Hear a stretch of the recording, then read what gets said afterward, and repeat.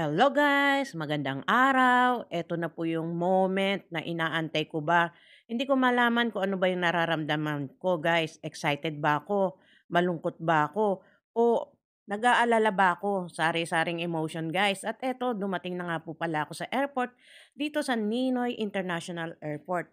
Bakit nga ba guys? Siyempre, dahil tayo ay isang OFW at naninirahan dito sa bansang Qatar, natapos na po yung ating bakasyon na 28 days at back to reality tayo. Syempre guys, kailangan din natin kumita dahil para sumuporta at meron naman tayong panggastos at maibigay sa ating mga mahal sa buhay.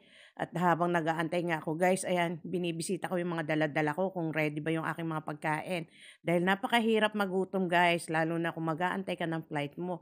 Napakaaga nga namin dito dahil sobrang daming tao nakapila.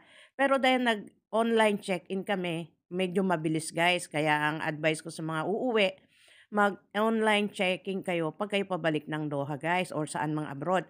At eto na nga guys, hindi sinasadya, nakita ko pa yung kapatid ko na same flight kami, flight day, ayan, at sabi ko maaga ang flight niya. Pero nagkita kami dito at syempre guys, tuwang-tuwa ako dahil nga guys, ang bahay ng kapatid ko ay ibang lugar at ako naman ay sa iba ring lugar. Kaya nga nang nagkita kami, hindi ko inaakala talaga kasi ang alam ko maaga yung flight niya. At syempre hinatid ko siya dahil papunta siya ng Hong Kong, hinatid ko kung saan siya boarding. At ayan na nga guys, medyo nalungkot ako. At pagkatapos nga, eto, kami naman ang nag-boarding at nakaredy na yung eroplano na sasakyan namin. By the way guys, Qatar Airways nga pala ang aming sasakyan at habang nasa loob ako ng eroplano, ayan guys, nalulungkot ako dahil nami-miss ko na kaagad ang aking nanay at tatay. Pero dahil nga gabi na guys, nag-serve na sila ng dinner. At syempre guys, napakasarap ng tapos naman mag-dinner guys, natulog ako. At paggising guys, eto breakfast is served naman. Lovely morning kasi nga napakasarap din ng breakfast nila.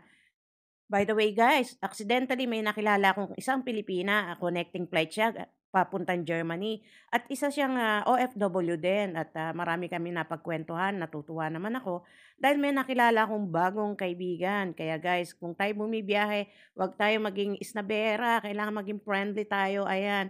Dahil nga po papunta siya ng Germany at connecting flight ang kanyang flight, kaya pupunta siya sa kanyang boarding kung saan mag-o-overlay siya ng 8 hours. Kaya nga sabi niya sa akin, "Nice to meet you," at natutuwa rin siya na nakilala niya ako.